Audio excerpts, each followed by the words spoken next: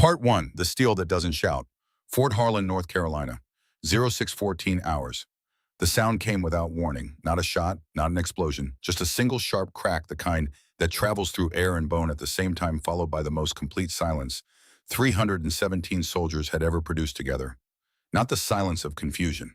Something older than both confusion and fear.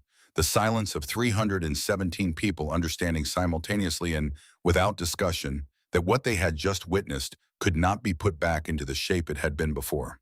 A man in full colonel's uniform was on one knee in the dirt. His right arm hung at an angle that arms were never designed to hold. And standing over him, still as stone, hands already lowered back to her sides, was a woman who looked like she had simply finished a task she had started a long time ago. She didn't breathe hard. She didn't look around for approval. She looked down at him the way a person looks at a problem they have already solved, then slowly and deliberately raised her eyes to the formation of soldiers standing frozen across the drill field. Her voice, when it came, was not loud. It didn't need to be. Formation remains intact. 317 people moved. Not because of her rank, not because of her volume, because in the space of 1 second, something fundamental had shifted beneath the soil of Fort Harlan, and every man and woman standing on that field had felt it happen. Cut. 72 hours earlier. She arrived on a Tuesday, which was not a day Fort Harlan typically remembered. The base received officers the way old institutions receive most things, with the minimum acknowledgement required by regulation and the quiet assumption that the institution would outlast whoever was walking through the gate. The guard at the entrance checked her credentials with the practiced efficiency of someone who had seen 1,000 arrivals and expected them all to blend together. Captain Vera Callahan, assigned to Echo Company 1st Battalion. Reporting for duty. She handed over her papers without being asked twice. Drove herself. One bag in the trunk. No ceremony expected, none offered. Fort Harlan sat in the flat pine-edged country of central North Carolina, where the air in late summer carried enough humidity to make a uniform feel like a second skin by mid-morning. The base had a particular look, not run down, not gleaming, but settled. The kind of settled that comes from decades of the same routines, the same chain of command, the same unspoken rules passed down like institutional memory no one ever formally wrote out. Buildings the color of old moss. Roads so familiar to the soldiers who walked them that no one ever really saw them anymore. Vera saw them. She always read the shape of a new place before she registered anything else. It was something she had trained out of herself in the field and then discovered she could never fully unlearn. In Syria, reading the geometry of a street had saved 3 lives, including her own. In Kandahar, the second tour, the harder one, it had saved fewer, but she had read it correctly every time. Reading was not always saving. She understood that. She had made a kind of peace with it, the way you make peace with things you carry, because putting them down is not one of the available options. She parked the vehicle, sat for a moment, and looked at the base. Then she picked up her bag and went to work. Her first briefing was at 0900. 8 officers, 2 NCOs, a room that smelled like old coffee and regulation-grade carpet. She took a seat 2/3 of the way back, close enough to engage, far enough to observe. She listened without speaking for the first 20 minutes, which was longer than most captains lasted in a briefing room before feeling the need to establish themselves. She was not there to establish herself. She was mapping. The briefing officer, a lieutenant named Graves, who spoke precisely and a little too quickly, was working through a regional logistics summary when Vera noticed the discrepancy. It was in the map overlay. A supply route labeled secondary had been routed through grid coordinates that, based on the terrain data she had reviewed the night before, passed within 400 meters of a known instability point flagged in the last quarterly assessment. Not catastrophic, not even urgent, but wrong and presented as standard, and no one had said anything. She waited until Graves moved to the next slide. Then she raised her hand. There is an error in the overlay on slide 4. The secondary route crosses grid November Kilo 274. According to last quarter's terrain assessment, that corridor was flagged as degraded. It should have been updated to tertiary. The room went quiet in the way rooms go quiet when someone says something obviously correct that no one else had said first. Graves blinked, looked at his slide, looked back at her. I will have it corrected before the summary goes up the chain. She settled back without comment. She was not trying to impress anyone. She didn't need the room to think she was sharp. She just could not let wrong information stand in a document that soldiers might one day act on. That was the distinction between her and a number of people who wore the same rank. She was not playing a long game, not positioning herself. She was simply and without theater doing the job. After the briefing, she walked to the Armory Annex, her unit used for storage and equipment staging. What she found would have been invisible to most officers, a presentable space that passed every standard inspection. But Vera walked the layout slowly, and within 11 minutes, she had identified 3 storage configurations that created unnecessary bottlenecks in emergency extraction. Not against regulation, not dangerous by any measurable standard, but inefficient in the seconds that mattered most. She spent 3 hours reorganizing. She logged the changes, filed a report, went back to her quarters. She did not mention it to anyone. No one knew who had rearranged the armory until the corporal in charge noticed it the next morning and asked around in quiet bewilderment. By then, Vera had already moved on to the next thing. Colonel Harlan Voss had been at Fort Harlan for 6 years. That was the first thing everyone told you when you arrived. Not as a warning exactly, more like weather information, something you needed to understand about the environment before stepping outside. 6 years was a long time in one command, long enough to stop wondering what came next and start building what you already had into something you could control. He was in his 50s, lean in the way men who stay in combat-adjacent roles stay lean not from vanity, but from the discipline of maintenance. Silver at the temples, eyes the color of flint carrying that same quality. His voice had learned to carry weight without raising in volume, and he used it the way men use tools they have grown completely comfortable with. His office held 6 photographs on the east wall arranged by decade. Iraq 2004. A younger version of him in the flat bright light of a place where men arrived one way and came back different. A silver star in a display case beneath the photographs. A Medal of Valor from a joint operation, the public record mentioned only briefly in language that had been carefully chosen by people who understood what careful language could protect. He had been in another life the kind of officer other officers discussed in the specific currency of genuine respect. Not performed admiration. Real acknowledgement, the kind earned through decisions made under fire when the men looking to you needed you to be right, and you had been right enough times that a name built itself around the fact of it. But somewhere between that life and this one, something had shifted in a direction it had never corrected. The official version of Harlan Voss was a decorated and effective commander who ran a tight, high-performing installation. That version was not entirely wrong. Fort Harlan's numbers were solid. Training scores ran above the regional average. There had been no significant incidents on his watch, at least none that had ever reached a formal report.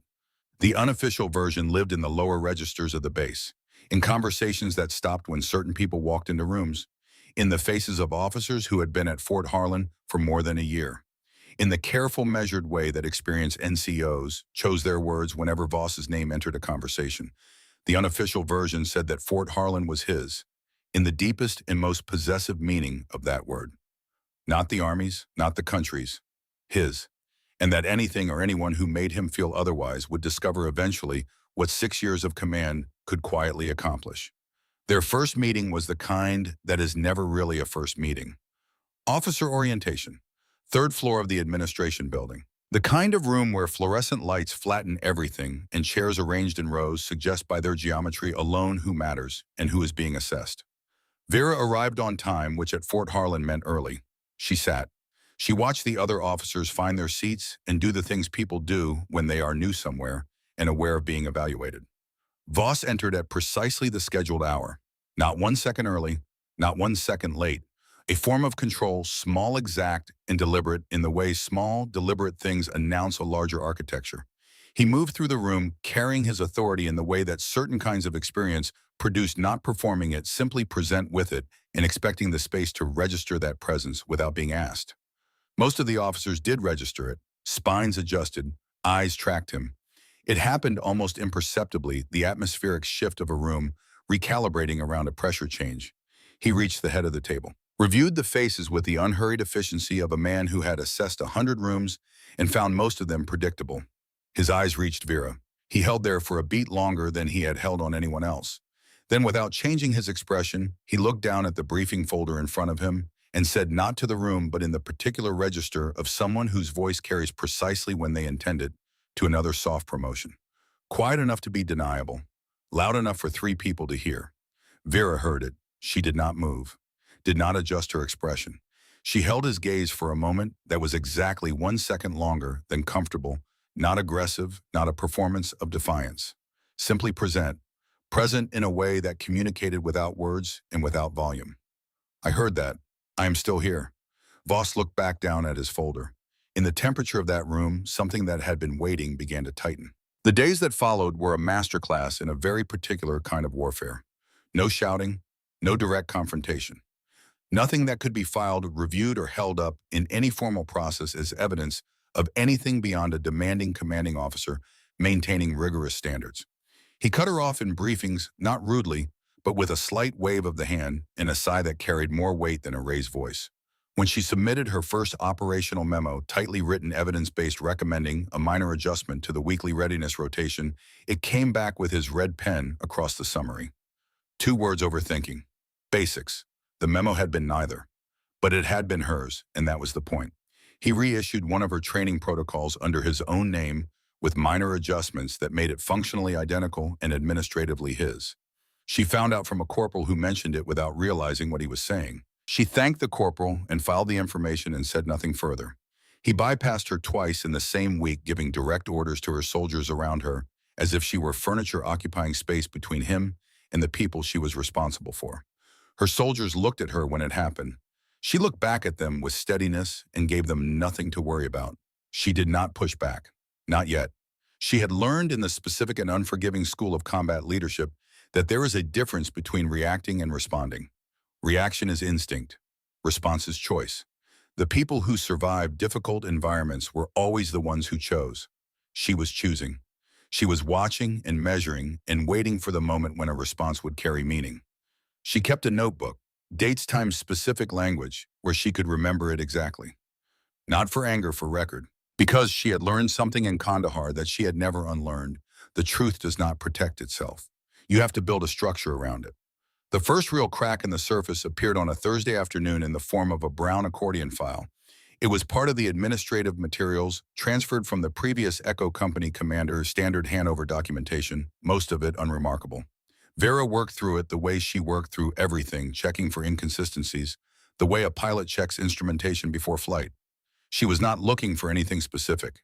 The internal communication was filed behind the vehicle maintenance logs, which was either a mistake or an excellent choice of location. 1 page, official letterhead. The date at the top was 3 weeks and 4 days before Vera had arrived at Fort Harlan. It was a request submitted by Colonel Harlan Voss to the Personnel Directorate for a review of the leadership qualifications of an incoming officer assigned to Echo Company 1st Battalion.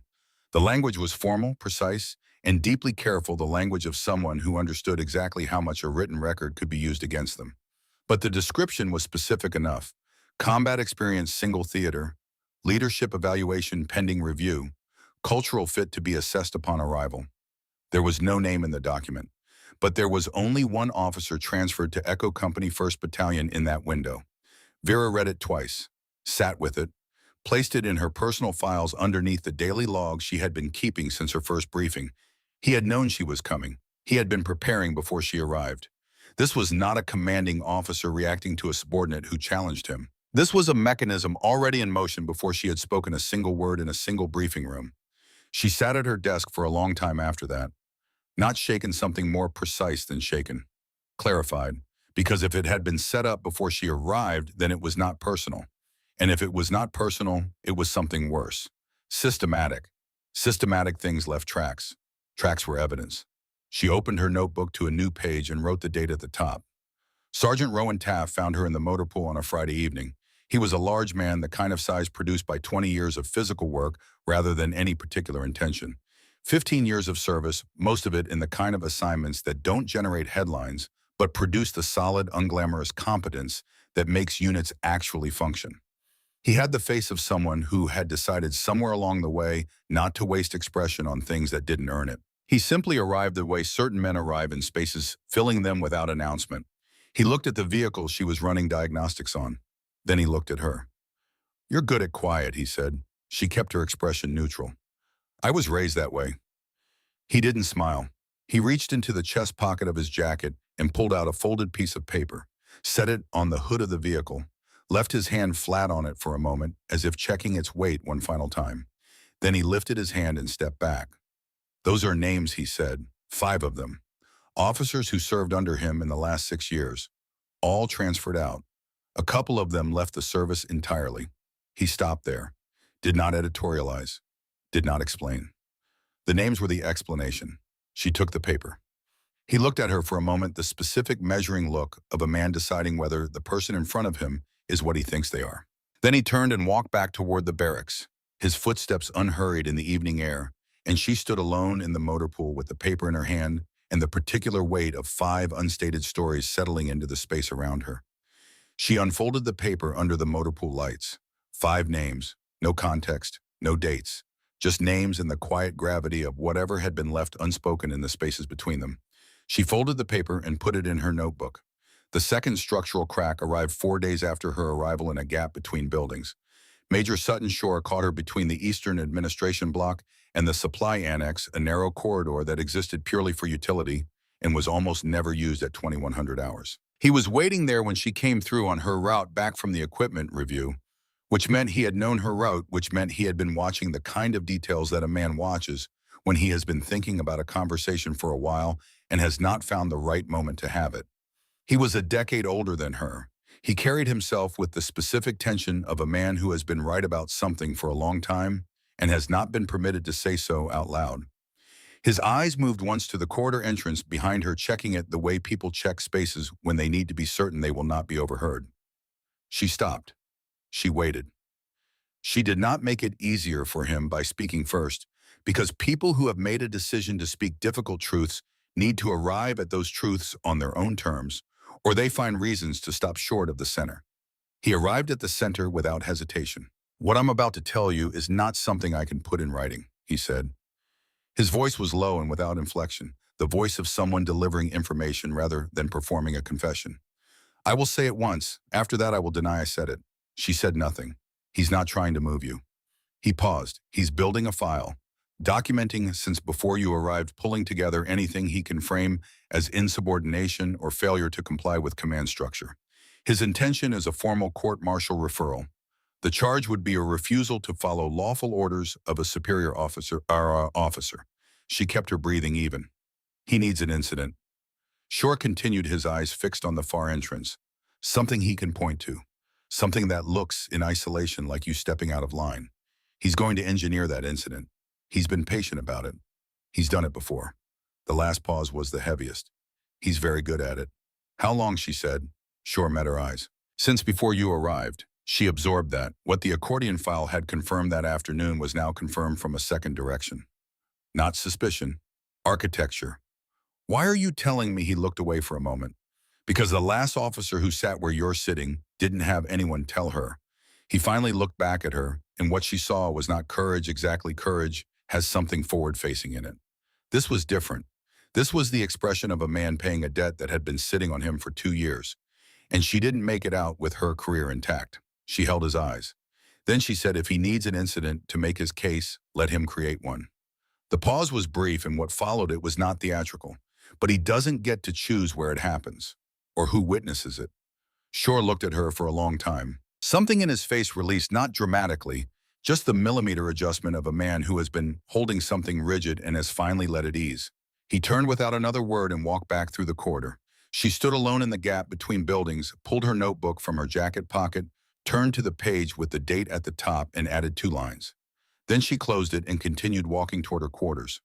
Behind her, the corridor was empty, the evening was quiet, and the machine that had been pointed at her since 3 weeks before her arrival was running on the other side of the administrative block wall, indifferent, impatient, and entirely unaware of what it had already set in motion by being exactly what it was.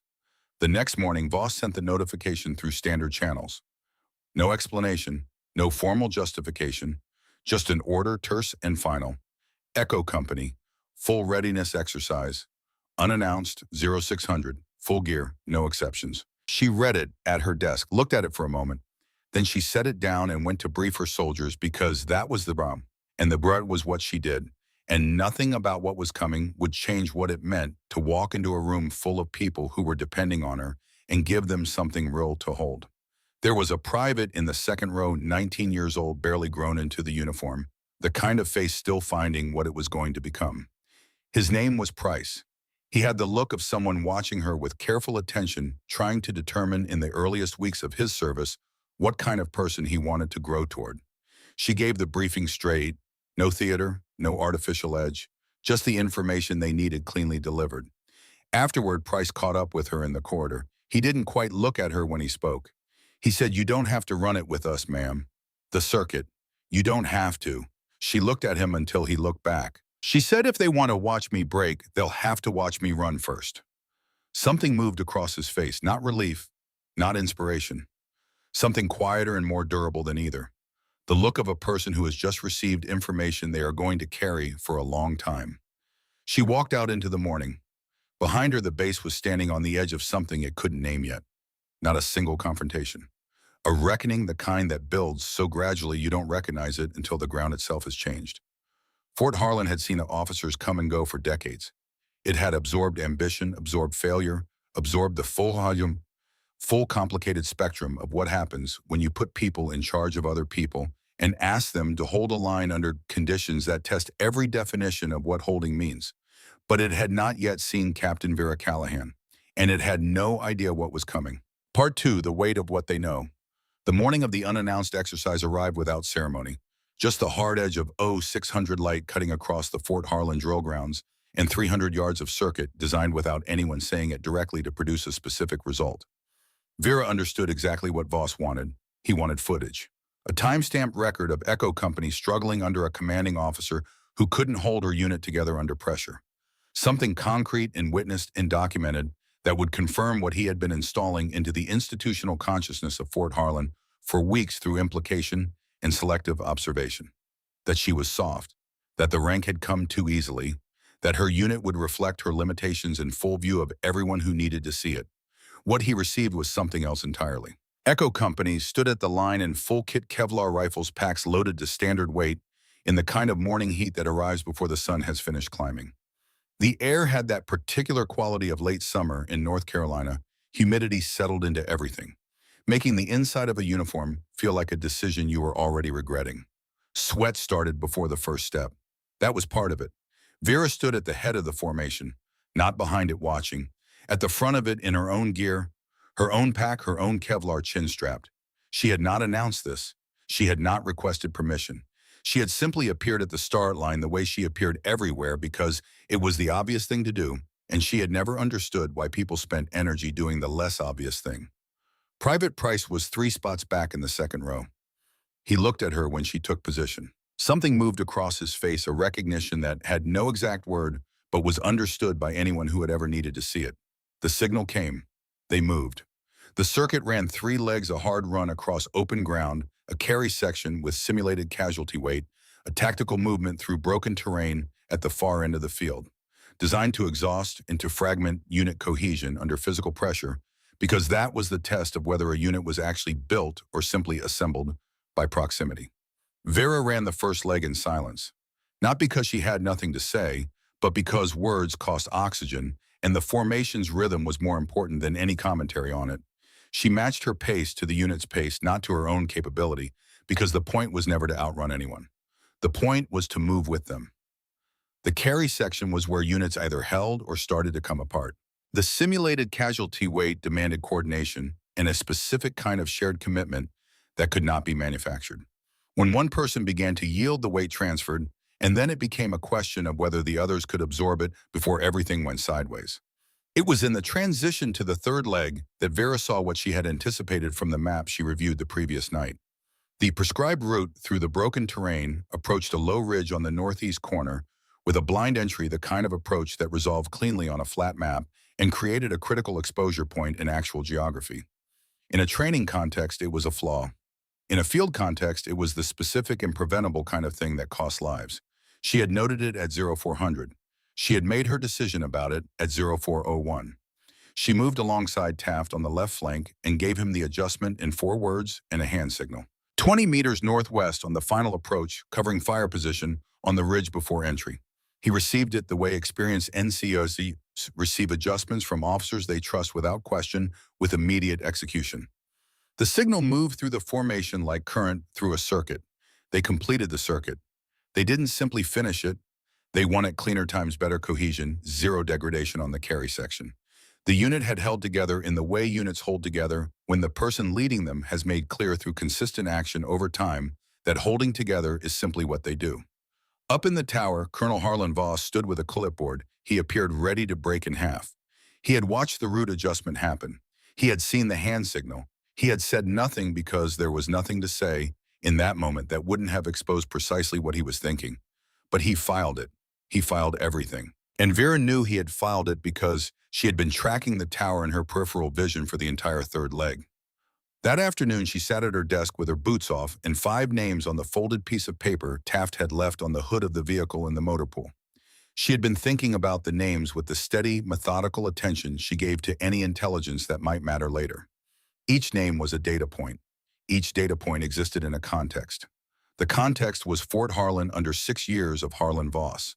The pattern, if there was one, would be visible at the right angle. She began with the name that sat closest to her own situation. Lieutenant Corinne Ashwood, transferred out of Fort Harlan 26 months prior. The file entry was sparse as standard administrative transfer notation. In a personnel reclassification that used language so carefully neutral, it communicated to anyone who understood how institutional language works that someone had worked very hard to make it say nothing. A disciplinary incident was referenced obliquely in a line that mentioned a review of conduct standards without specifying what standards or what conduct. It took most of the afternoon to locate Ashwood through the internal directory. Fort Bragg, a support role that was by rank and service record several levels below where a soldier of her experience should have been placed.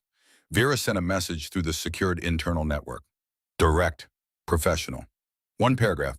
She identified herself, explained her assignment, and said simply that she had come across Ashwood's name in the course of reviewing administrative records and would value a conversation at Ashwood's convenience if she was willing. She did not expect a fast response.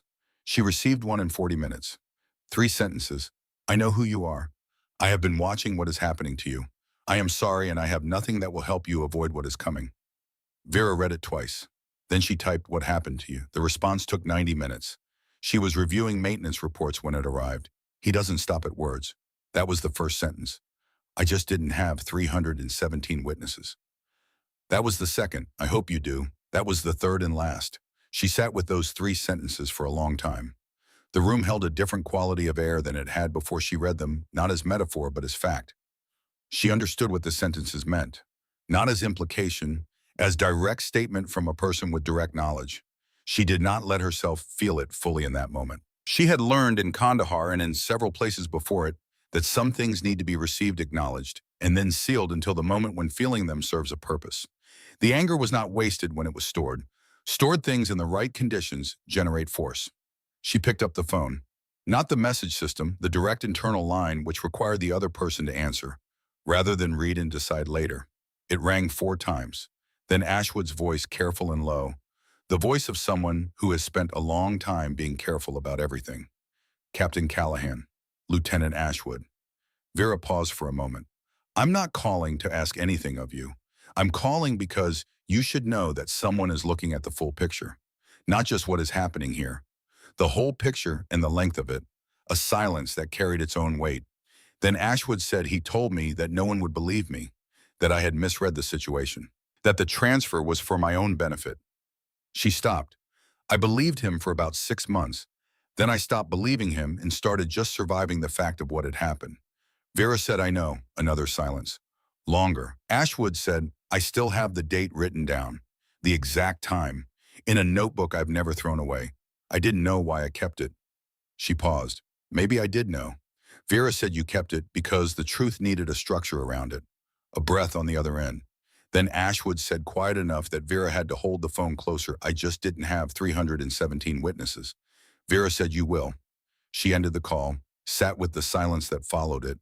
Then she opened her notebook, turned to the next clean page, and began building the document that would travel at 2,347 hours that night to the logistics gate inbox of a colonel she had never met. The following morning, Rowan Taft came to her office and closed the door behind him. He stood in the particular posture of a man assembling himself to say something he has been carrying for a while, not quite at parade rest, not quite at ease. She let him assemble without rushing him. He said 2 weeks before you arrived, he called me into his office, just me. No one else present. She was very still. He said he had been informed a new captain was being assigned to Echo Company. He said she would need to be monitored. He chose that word deliberately, monitored, the way people choose words when they want something specific and don't want it to sound like what it is. He wanted me to report any behavior that could be characterized as overstepping command authority, decisions made without clearance, interactions with the enlisted that could be framed as undermining the chain. He looked at me in the specific way he has of reminding people that he controls things they care about. He said he would remember the cooperation of people who maintain standards. And when you refuse, he said he would review my service record for unresolved matters. There is an incident from 3 years ago, not serious, but the kind of thing that sits in a file and waits for someone to decide how seriously to take it. He knows it's there. Taft stopped, his jaw set briefly. I walked out of his office and didn't sleep properly for 2 weeks. He looked at her directly. Then I watched you at that first briefing when you caught the map error. You didn't look around to see who noticed. You corrected it and moved on. He held her eyes. I've served 15 years. I can count on one hand the officers I've seen do that. He paused. I'm not going to be the instrument of what he's building.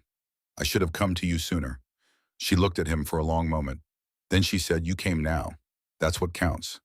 He stood there briefly checking whether there was anything else the moment required. Apparently it didn't. He moved toward the door, and before he reached it, she said, Rowan. He turned. She said, I understand what it cost to walk in here and say what you just said. He considered that. Then he said it didn't cost as much as staying quiet, ma'am. And he left, pulling the door closed carefully behind him. She sat alone in the office with what he had put in the room. She had known at some level that Voss would have worked to cultivate sources close to her. That was how men like him operated, building information networks through obligation and carefully managed leverage. But hearing the specific mechanics of it from the person who had been approached transformed it from a known possibility into a confirmed structure.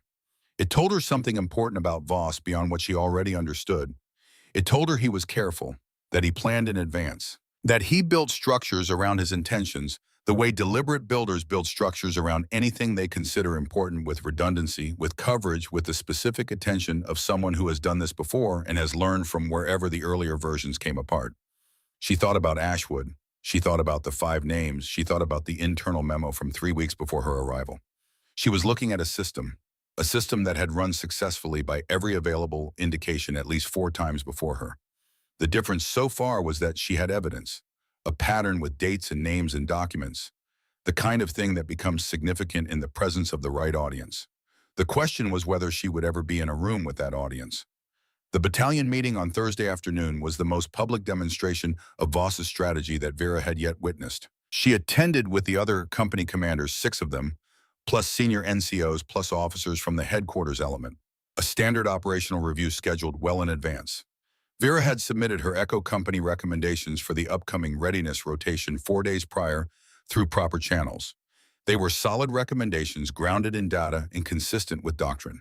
She had checked them 3 times. 40 minutes into the meeting, Voss introduced a new rotation structure for the upcoming quarter. It differed from the one she had submitted.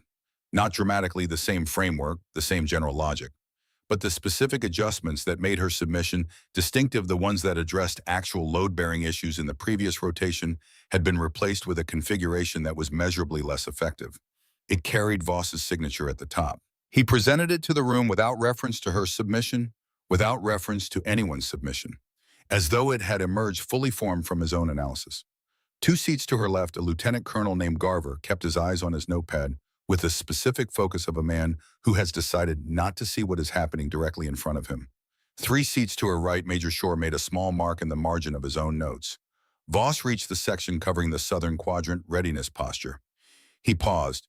Then he looked up from the briefing document and addressed the room. I want to be direct about command structure in the coming quarter. Orders move downward through the established chain. They do not originate laterally or below command level. Adjustments to prescribed routes, formations, and protocols require explicit authorization from this office. He paused in the specific way of a person allowing a precision instrument to locate its target. This is not a discussion. This is a standard. No one spoke. He was not looking at her when he said it. He did not need to. The people in the room who needed to understand what had been said understood precisely. The others simply absorbed it as the ordinary firmness of a commanding officer reminding his staff of established protocol. Vera wrote the time in her notebook. After the meeting, she walked the longer route back to her quarters around the east side of the administrative complex because she needed the distance and the longer path gave it to her. She thought about what Voss was doing and how he was doing it and what it said about the full architecture she was standing inside. He was excellent at creating reality, not facts reality. The impression of a thing installed so carefully and so consistently into the minds of the people around him that it became for all practical purposes the thing itself. He had been doing it for 6 years. He had an institution behind him, not conspiring with him, but shaped by him the way water shapes stone, not through force but through time and constancy. She was looking at a machine that had functioned 4 successful times before reaching her. Without the combination of documented evidence and a witness confrontation that could not be reframed as isolated, the 5th iteration would end the same way the first 4 had. A woman whose career had been quietly and precisely disassembled by a man who had learned exactly how to make institutional machinery serve personal grievance. She thought about Corinne Ashwood's voice on the phone. Careful and low, 26 months of careful and low, she walked faster. Shore came to her office at 21:40 hours without knocking. That alone told her what she needed to know before he said a word. He had knocked every previous time, twice in part 1, once in the corridor between buildings. The absence of the knock was itself a communication, and she read it before she had fully looked up from the maintenance report on her desk. He closed the door behind him. His face carried the specific color of a man who has been running internally processing information, arriving faster than the body can absorb it smoothly. He was completely still now, the stillness of someone who moved quickly to get here and stopped completely and is using the stillness to hold himself together. He said, "Mercer is here." The room tightened by several degrees. She set down the report, said nothing. Colonel Stellan Mercer Shore said, "Pentagon personnel oversight. He has been on this base for 36 hours. No announcement, no notification through any standard channel. He arrived through the logistics gate, which is the entry point you use when you do not want your arrival recorded in the standard incoming log." His voice had gone flat, in the way voices go flat when a speaker has moved past processing something and arrived at simply delivering it. "I found out an hour ago. I came directly to you." She said, "Voss knows." Shore said, "Since approximately yesterday morning. And here is what that means." He stopped, and the stop was different from his previous pauses, as sharper the pause of a man about to say the thing that has kept him moving through the last 60 minutes. It means Voss understands that a formal investigation is open or about to open. It means the window he believed he had to file the court-martial referral to remove you from the chain before anything official begins just became very small. He met her eyes without any distance between him and what he was about to say. Tomorrow's live fire exercise was not on the quarterly schedule last week. He placed it on the schedule 48 hours ago. She was absolutely still. Shore said he is going to move tomorrow, in public, with documentation running, before Mercer has enough to act. He paused. "I do not know the precise form it takes, but I know it is coming and I know why it is happening now. And I came here without knocking because I thought you should have this information with as little delay between its existence and your possession of it as I could manage." She looked at him for a long time. She thought about the file with 6 weeks of entries. She thought about the document in the accordion folder. She thought about Ashwood's voice, careful and low, and about Taft standing at her door with the specific cost of what it had taken him to walk in. She thought about 4 names she still knew only as names. She said, "I'm not going to try to stop it." Shore's expression moved. She said, "He's going to get his incident. I'm going to make sure it's the right one." He stood with that for a long moment, not disagreeing but measuring it, checking the structure of it, the way careful people check the load-bearing capacity of a thing before trusting their weight to it. Then he exhaled. Long. Releasing. The exhalation of a man who has carried something farther than he should have had to carry it alone. He said, "Watch your flanks, Captain." She said, "I always do." He left. This time she noticed he did not check the corridor before stepping into it. She worked for an hour after Shore left, finishing the maintenance report, reviewing the operational schedule for the following day, doing the work the way she always did the work, because the work did not stop for what was coming, and doing it well was itself a form of preparation. Then she opened a new document. She wrote for an hour and 40 minutes. She wrote clearly and without dramatic language, because clear language was the only language that survived the scrutiny of formal processes. She wrote dates and times and specific exchanges and documented decisions. She wrote about the personnel memo with the timestamp from before her arrival. She wrote about the 5 names and what Ashwood had told her in 3 sentences, and then confirmed in a phone call she documented with the time and duration. She wrote about Taft's account of his conversation with Voss, transcribed as closely to his exact words as her memory permitted with the date and time. She wrote about the battalion meeting and the timestamp she had noted, and the road adjustment on the circuit that she had made for reasons of soldier safety, documented immediately afterward in the unit log. She wrote about Shore's 2 communications and what each had contained. She wrote it as a formal statement. Not a complaint, not an accusation. A record structured and supported, the kind that could stand on its own in the presence of people trained to evaluate records. Then she opened the internal communications directory. Colonel Stellan Mercer did not have an official Fort Harlan address, but the logistics gate had its own administrative inbox routed through a sub-address technically accessible to any officer with base credentials. She sent the document to that address at 2,347 hours. She did not know if he would see it. She only knew that the truth needed to exist on the record before the event happened, so that when the event happened, no one could call it isolated. No one could point to a single morning on a drill field and call it a single morning. It was not a single morning. It was the latest surface expression of something that had been running for 6 years and had found 4 women before her and had nearly run undetected again. She closed the laptop, sat back, looked at the ceiling. Outside, the base was settling toward the particular stillness of late evening on a military installation, the sounds of an institution slowing toward a night that would be followed unavoidably by morning. She thought about Private Price in the corridor, about the look on his face, the look of someone receiving something they were going to keep. She thought about Taft saying it didn't cost as much as staying quiet. She thought about Corinne Ashwood at Fort Bragg, in a role 3 levels below what her record warranted, carrying 26 months of silence, like distributed weight that the body adjusts to but never fully accommodates. She thought about 4 other names she didn't know the full stories of yet. Names on a folded piece of paper in a notebook beneath 6 weeks of dates. She put her boots back on, sat on the edge of her cot, not sleeping, not restless. Present in the specific and quiet way that preparation sometimes looks like stillness when it is actually something else entirely. Tomorrow was already decided. The only remaining question was what 317 soldiers were going to witness when the deciding happened. She had a very clear answer to that question. Part 3, the sound that doesn't echo, it lands. The morning arrived the way the hard ones always arrive, without preamble, without the courtesy of transition.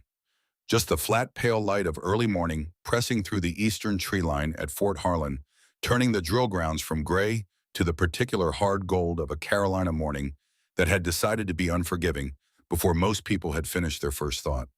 Vera was already dressed. She had been dressed for 40 minutes. She had not slept precisely, but she had rested in the way that combat experience teaches you to rest, a conscious slowing of everything that can be slowed while keeping the essential instruments calibrated and ready. She had done it in vehicles in Syria.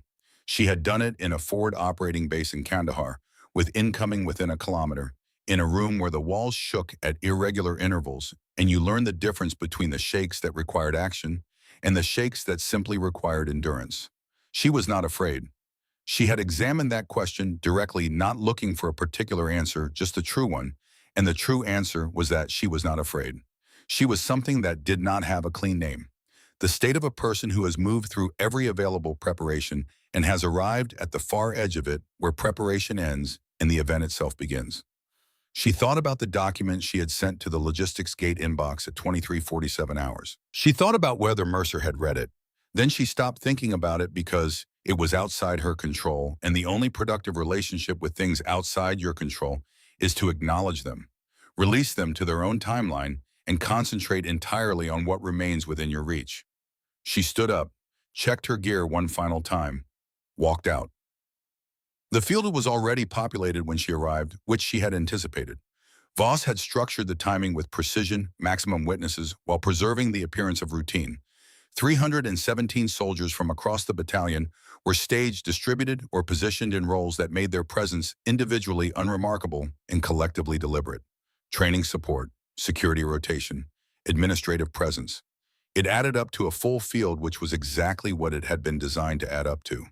She noted the drone. Small, positioned high at the northwest corner of the field, at an altitude that created the impression of standard surveillance, while capturing everything on the ground in clean resolution. Standard procedure for live fire exercises. She took her position with Echo Company. Taft was 3 meters to her left in the NCO supervisory position. He looked at the field when she arrived, reading it, the way experienced soldiers read fields before operations, cataloging the things that might matter in the next 60 minutes. Private Price was in the 3rd rank. He caught her eye for a fraction of a second. She gave him steadiness, which was the only thing she ever gave anyone in a formation. Harlan Voss was at the command position 50 meters back from the start line, flanked by 2 officers from headquarters element. He was looking at the field. His posture was settled, the posture of a man who believes the ground belongs to him because it has belonged to him for a long time and has never given him reason to think otherwise. He had not looked at her since she arrived. That too was calculated. The exercise began at 0611. The first two phases proceeded exactly as structured movement under fire conditions, sector clearing a simulated casualty extract that tested the company's ability to maintain operational momentum while managing additional variables. Echo Company moved through both phases with the clean coordination of a unit that has been training under consistent, clear leadership. They did not rush. They did not hesitate. They moved efficiently in the way that comes not from drilling the same motion repeatedly, but from understanding at the level below conscious thought what the person leading them is asking for. Vera moved with them, called adjustments when they were needed, kept her voice level and specific low enough to require attention clear enough to eliminate ambiguity. Then they reached the third phase. The prescribed formation approach had been laid out by Voss's headquarters element, the same blind approach to the northeast ridge that she had identified at 0400 the previous morning, documented in her unit log at 0402. Under live fire conditions, the exposure window it created was categorically unacceptable, and she had known it since before the exercise began. She gave the order without hesitation. Left element adjust northwest 20 meters, covering fire position on the ridge before approach. Standard Protocol Section 4. The words were not defiant. They were operational, clear, specific, grounded in doctrine that Voss himself had signed in the quarterly tactical manual. The adjustment moved through the formation immediately. Taft had it running before the last syllable of the order had fully crossed the field. And from 50 meters back across the still morning air of Fort Harlan came Voss's voice. Captain Callahan. She turned. He was already moving, not running, walking with the specific velocity of a man who is not running, because running would betray urgency, and he had spent decades ensuring that he never looked like anything other than a man in absolute control of every space he entered, but he was covering ground quickly, and his face was not the face of a commanding officer addressing a tactical concern. She recognized his face. She had been prepared for it since 2140 hours the previous evening. He reached her position in under 30 seconds. He stopped at a distance that was not a professional distance, it was a deliberate incursion. The spatial language of someone who has learned to use proximity as a form of authority, who has practiced it often enough that it has become the first tool he reaches for when he needs to establish dominance quickly. Who gave you authorization to override my prescribed formation, Captain? Sir, I observed a critical exposure on the left flank. The adjustment is consistent with Section 4 protocol, which specifies field commander discretion in cases of identified vulnerability. I followed standing doctrine. That is not your call to make. His voice had found its target. The entire field had gone still. 317 soldiers were not moving, not speaking. Every face was oriented toward the two figures standing in a moment that had no civilian equivalent and no clean procedural category. I identified a hazard to my soldiers and I addressed it. Per protocol, she was not loud. She had no need of volume. He stepped closer. You think you can embarrass me in front of my men, she said. Sir, they are not yours alone. It should have ended there. It should have been at the moment when the commanding officer of Fort Harlan remembered where he was and who was watching and what the word consequences meant in an institutional context. He did not remember. In front of 317 witnesses in the clear morning light of a Carolina drill field, with a drone at altitude and 3 camera positions running, Colonel Harlan Voss raised his hand. Not impulsively, not in the heat of a moment that had overtaken his judgment. The hand came up with the deliberate motion of a man who has made a decision and is executing it. A flat palm angled with intent, moving toward its destination with purpose. It was not ambiguous. It was not a gesture misread in the retelling. It was a strike in preparation, witnessed simultaneously by everyone present, understood immediately by all of them for exactly what it was. And in the last fraction of a second before it arrived, 12 years of training, close quarters work, live capture drills. The specific and unglamorous repetition of responses, practiced so many times they stop being skills and become reflexes, executed itself. Her left hand came up and caught his wrist at the point of maximum velocity. The pivot came through the hip's weight, properly distributed the way she had been taught and had practiced until teaching, and practice collapsed into a single automatic response. The leverage applied itself through the joint at the angle of minimum resistance and maximum mechanical effect. Quote. The sound was not loud, but it was the kind of sound that every person on that field heard with complete clarity because the silence in the half-second before it had been total. A single sharp crack. Harlan Voss dropped to one knee. His right arm hung at an angle that arms were not designed to hold. His mouth was open. No sound was coming out of it. His eyes had gone wide in the involuntary way, not the controlled wideness of performed authority, but the expression of a man whose body had received information that his prepared version of events had entirely failed to account for. Vera released him immediately. Her hands returned to her sides. She stepped back exactly far enough to establish proper distance. She looked at him for a moment. Then she said at a volume calibrated precisely for the soldiers closest to them, "You will not raise your hand to me again." The field held its silence. A medic was already moving from the eastern edge, sprinting, calling ahead for support. Taft had not moved from his supervisory position. He stood with his hands at his sides in an expression of complete control that, she would understand later in a quiet moment, had cost him considerably more than it appeared to. She turned to face the formation. 317 faces, every one of them looking at her. Young faces and older faces, faces that had been at Fort Harlan for weeks and faces that had been here for years. All of them carrying the same question, not with hostility, not with judgment, with the specific attention of people who have just witnessed something that rearranged the furniture of their understanding and are waiting in the stunned clarity of that rearrangement for what comes next. She said formation remains intact, and they held. From the observation tower at the north end of the field, a figure descended the external staircase with unhurried purpose and crossed the drill grounds in the direction of the medic station where Voss was being stabilized. The figure moved through the field without theater or announcement. Colonel Stellan Mercer had been in that tower since the exercise began. He reached the edge of the scene, assessed it with the efficiency of a man whose professional life has been built around assessing scenes, and spoke to the lead medic in quiet specifics. Then he looked at Voss, who was seated now arms stabilized, faced the particular color of someone who has suffered both physical injury and the specific variety of shock that comes from recognizing in a single moment that a plan you have been executing for 18 months has just produced its opposite result. Mercer said, "This is why I am here, Harlan." Not loudly, not dramatically. The statement of a fact that had been waiting for the right moment to be made. The administrative wing smelled of industrial cleaner and recycled air, in the particular staleness of a building that processes paperwork under fluorescent light for 12 hours a day. Vera had walked its corridors twice before. She walked them again 2 hours after the field, the machinery of military administration already in motion. The medic report filed the footage reviewed by the people who needed to review it before the machinery moved in any direction. The room she entered contained Mercer. She had known he would be there. She had not known exactly what version of the room she would find, whether it would be the room of a process managing the fallout of an incident, or the room of something that had been in preparation for a long time and had finally reached the moment it was built for. Mercer was in his mid-50s, a lean, carefully held man with gray at his temples and eyes that moved through a space the way professional investigators' eyes move, not dramatically, not aggressively, simply cataloging. He had the posture of someone who had long ago stopped needing to perform authority because authority had become structural, like good bone density. He gestured to the chair across the table. She sat. He said, "Colonel Voss's radius is fractured in 2 places. He paused, sequencing carefully. He has submitted a statement characterizing this morning's event as an unprovoked physical assault on a superior officer during a training exercise. She said he raised his hand to strike me. The footage reflects that. He said the footage reflects it clearly." He folded his hands on the table. "You used force against a superior officer. That carries formal weight regardless of the provocation."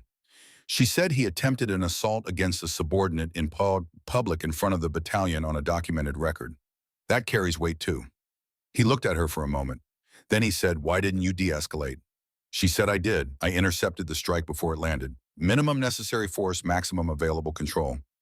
He was quiet. Then he reached to the side of the table and drew a stack of printed pages forward.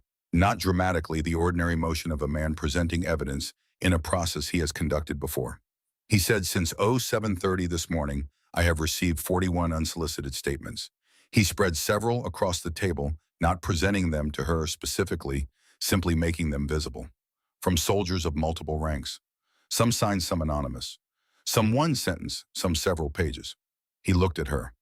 They are, without exception, consistent in their characterization. She said nothing. He said, "They say this was not an impulsive act.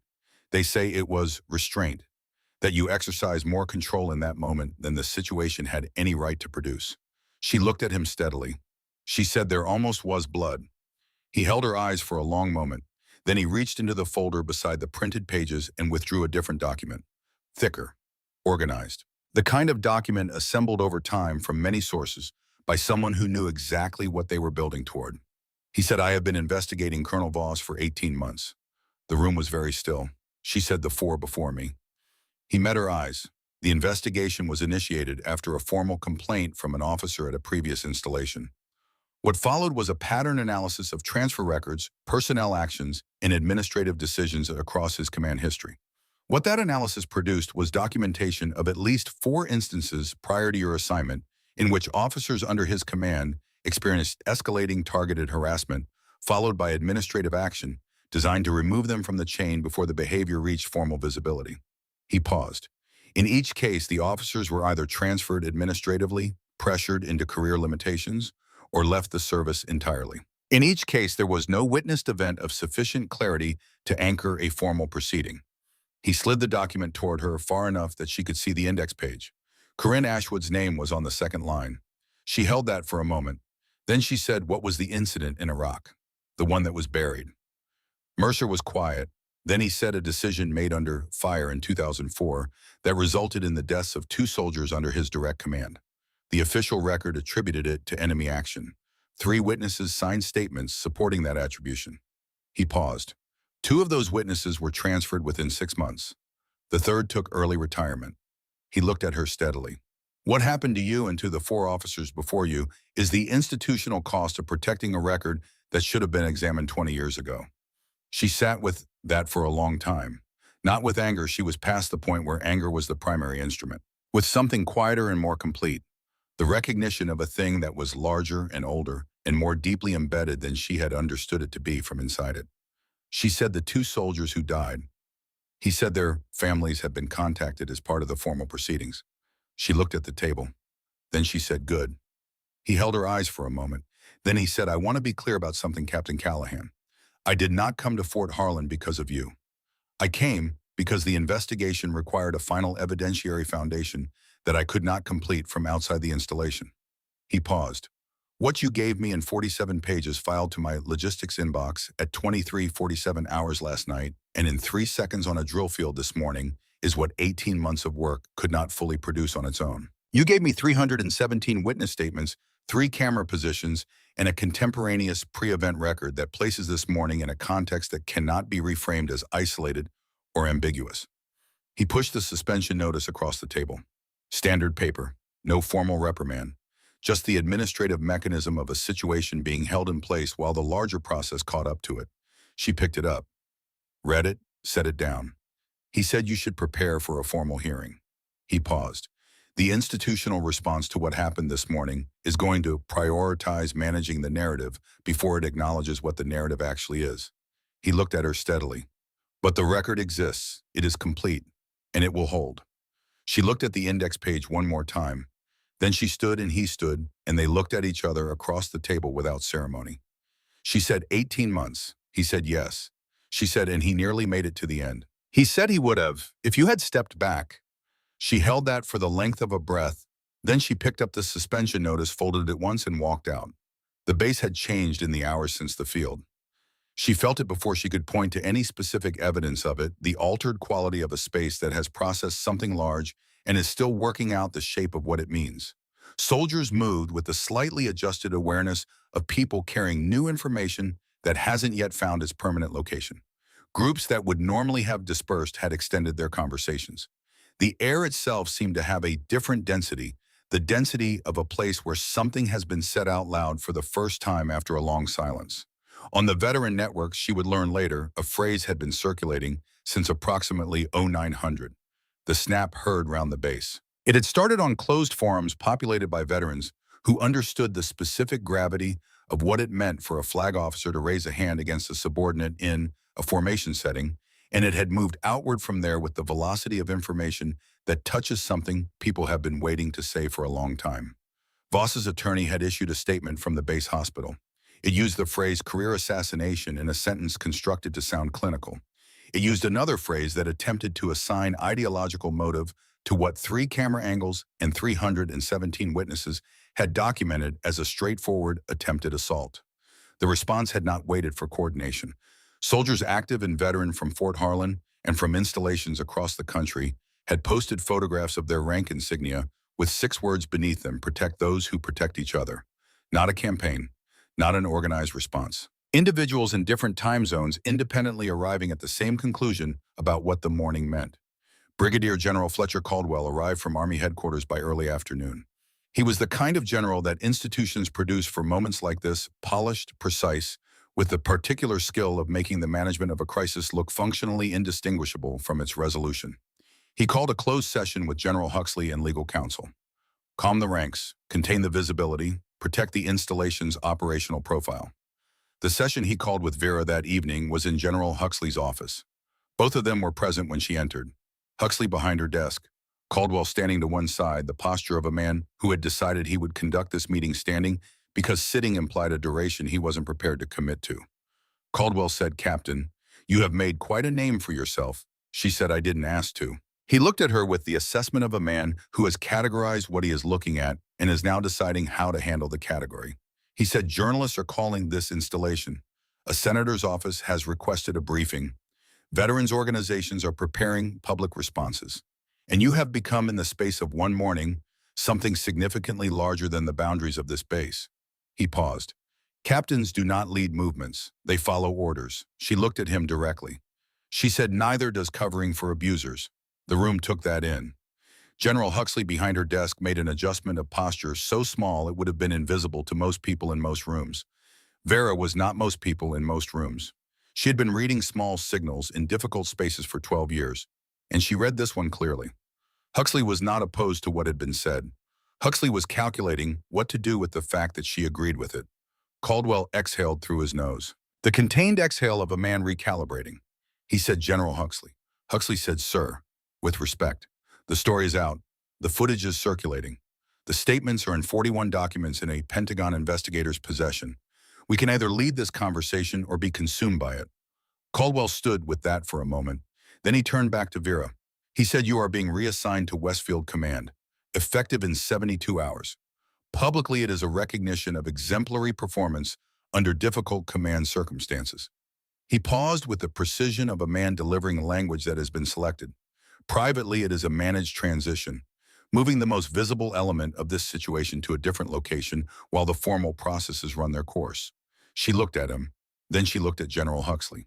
And in the space of 1 second, reading the geometry of the room the way she had been reading difficult rooms since before either of these 2 officers had been aware of her existence, she understood. Westfield Command was not a lateral reassignment dressed in the language of promotion. It was not a firebreak. It was not the institution moving its most visible problem to a quieter location while hoping the original location recovered its equilibrium. It was the location of Mercer's formal investigation structure. The centralized office where the 18-month record she had just seen open on a table in the administrative wing was going to be prosecuted into a formal proceeding. The place where Corinne Ashwood's statement would go on record, where the other names on the index page would be addressed, where the pattern that had operated invisibly for 6 years and in a previous iteration for 20 years before that, since a decision in Iraq in 2004 that 2 transferred witnesses and 1 early retiree had kept out of the formal record, was going to be taken apart in a process that required, among other things, a primary witness with direct operational experience of the full context in a documented real-time record. Caldwell thought he was moving her away from the center of the situation. He was placing her at its exact center. She looked at Huxley for 1 fraction of a second. Huxley met her eyes with the absolute stillness of a general officer who has said everything she intends to say through the arrangement of a single glance and trusts the person receiving it to be capable of understanding all of it. She understood all of it. She looked back at Caldwell. She said, "I understand. When do I report?" He said, 72 hours. She settled her expression into the neutral steadiness she had learned before she had a name for it, and he held it through Kandahar. He looked at her with the faintly unsatisfied expression of a man who had expected more resistance and received none and was not entirely certain what to do with the difference. Then he picked up his cap from Huxley's desk and walked out his boots, carrying their echo down the corridor in the specific way of a man who believes he has resolved something. Huxley waited until the echo was gone. Then she looked at Vera with an expression that was not warmth. They were a general and a captain in the general's office, and 17 levels of protocol lived between those two facts, but that contained in its complete precision and its steadiness is the closest available equivalent to what warmth means between people who understand each other across the full distance of rank. She said 72 hours, Captain. Vera said yes, General. She left. She walked the east perimeter path first, the long way. Not because she needed to think she had done her thinking, but because there was a space between the general's office and wherever she was going next that needed to exist, and the perimeter path was where it lived. The base had moved into its evening rhythm, the sound settling into the lower registers. Light going out in the barracks one section at a time like a deliberate punctuation. She thought about 12 years, about a career built not on theater, but on work on decisions made in bad light, in tired rooms under conditions that offered no guarantee of outcome. About Syria, where reading the geometry of a street correctly had made the difference. About Kandahar, the second tour where she had made every right call and still lost people, and had learned the distinction between being right and being safe, and had chosen right anyway every time after that because the alternative was something she could not become and still be herself. She thought about Corin Ashwood, carrying 26 months of silence, her voice on the phone careful and low. I just didn't have 317 witnesses.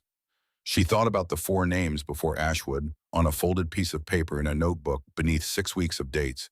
She thought about what it meant that she had been the 5th, that the system had run 4 successful iterations before reaching her.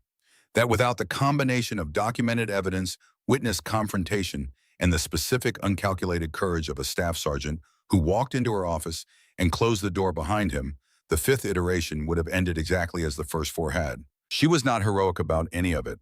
That was not her relationship to what had happened. She had done what the situation required with the tools she had in the time available. That was all. That was the job. When she returned to her quarters, Rowan Taft was standing at the door. Not at attention, simply there the way he was always, simply where he decided to be. His hands were loose at his sides. His face had the expression of a man not permitting whatever he was feeling into his expression, which was its own form of communication about how significant whatever he was feeling was. She stopped in front of him. He reached out his hand. She took it. They held the grip a second longer than a standard handshake, and that second carried everything that neither of them was going to say directly. He said, they are taking you off the line. She said to Westfield, 72 hours. He took that in. Looked past her for a moment at the path she had walked in from, then back. He said, you didn't lose anyone today, ma'am. The way he said it was not comfort and not consolation. It was plain and exact, accounting the way a man with 15 years of service accounts for the outcomes that matter. Something in it put a fullness in her chest that she received quietly and did not let reach her face. She said, make sure Price gets a proper evaluation at end of quarter. He is going to be the kind of soldier this institution needs. Taft said, already written. She moved toward the door, stopped with her hand on the frame. She said, 15 years, Rowan. 15 years of work done right without recognition in the dark. He said, same as you, ma'am, just a longer runway. She went inside. On her desk, exactly where it had been placed by someone young in the middle of the previous night without a signature, was the piece of paper. A rough pencil sketch. Not skilled but direct in the way that direct things carry a weight that skilled things sometimes miss. A soldier standing upright. Behind the soldier, a shadow with its hand raised. And the soldier not flinching. Not looking back. Not even turning to assess the shadow. Simply standing facing forward in the specific posture of a person who has decided what they are and is not reconsidering it. Above the drawing, an uneven handwriting that belonged to someone young and still learning the shape of what they wanted to believe, and who had seen on a drill field at Fort Harlan on a specific morning in late summer enough evidence to start believing it. Strength isn't loud. It just doesn't move. She picked the paper up, held it for a moment, folded it once carefully along the crease. It already had the crease of a page that had been folded by someone else first, with their own version of care. She placed it in the left breast pocket of her uniform jacket, against the sternum where the body keeps the things it intends to carry. She sat for a moment. Just that. She sat with the weight of the day, and the weight of the name, and the weight of the work, and she let it be what it was, not resolved in any clean or final sense, not finished, not simple. Real. Hers. Moving in the right direction. Then she opened her pack and began preparing for Westfield. 4 days later, a woman sat alone at a desk in a building at Fort Bragg, North Carolina, In the particular stillness of a late morning when the rest of the installation is occupied with its routines and you are occupied with something that exists outside of all routines. Lieutenant Corinne Ashwood was 31 years old. She had joined the Army because she believed in what it was supposed to be, not naively, but with the specific earned conviction of someone who had thought about it carefully and concluded that the institution at its best was worth her best years. She had given 7 years. She had served with full commitment through 2 assignments and 1 deployment in the slow grinding aftermath of Fort Harlan, and she had spent 26 months in a role that her record and her training and her capability had no business placing her in doing work that required half of what she had, carrying the other half in a silence that had settled into her daily architecture so completely that she had almost but not quite stopped feeling it as weight. She had a coffee she was not drinking. Outside the window, Fort Bragg moved through its mid-morning routines with the indifferent regularity of large institutions that do not pause for the private weight of the people operating inside them. Her computer screen showed one new message in the secured network inbox. Official routing, a sender she recognized from the message headers she had been watching with cautious attention since the previous week. Colonel Stellan Mercer, Pentagon Personnel Oversight Division. She read the message once, then she read it again slower because the first reading had given her the words, and the second reading was for checking whether the words were real, which is a different operation from comprehension and one she had learned to conduct carefully. 12 sentences. The formal language of a proceeding that has reached a stage where formal language is appropriate. An investigation concluded. A pattern documented across multiple installations and multiple years. A formal proceedings process requiring witness testimony from officers with direct relevant experience. The existence of a corroborating record developed across 18 months, including a primary witness statement filed by an officer at Fort Harlan, providing documented contemporaneous context. The families of 2 soldiers who had died in Iraq in 2004 being contacted as part of formal proceedings. The last sentence, your statement is needed, on record this time. She sat at her desk for a long time. She thought about a phone call she had received 4 days earlier from a number she had not recognized, a voice she had never heard before. 7 words delivered in the direct, unadorned tone of someone who had assessed the situation and was simply reporting the accurate version of it. I just didn't have 317 witnesses. She had understood from those 7 words everything she needed to understand. She had understood what had happened on the field at Fort Harlan. She had understood what kind of person was on the other end of the line. And she had understood for the first time in 26 months that the silence she had been carrying was not something she had chosen freely, but something that had been extracted from her through precision and leverage, and the specific machinery of a man who had learned how to use institutions against the people institutions were supposed to protect. Understanding it didn't undo it, but understanding it changed the weight of it, changed what it was possible to do with it. She put her hands on the keyboard. She sat with it for one more moment, all 26 months of it, the full specific weight of it, everything it had cost and everything it had taken. In the 2 years of working half capacity, in a role that used half of her, while the other half waited in the sealed place where she had put it. Then she typed 3 words. I will be there. She pressed send. Outside the window, Fort Bragg continued its morning in the flat, ordinary light of an institution that had not yet fully been asked to look at itself.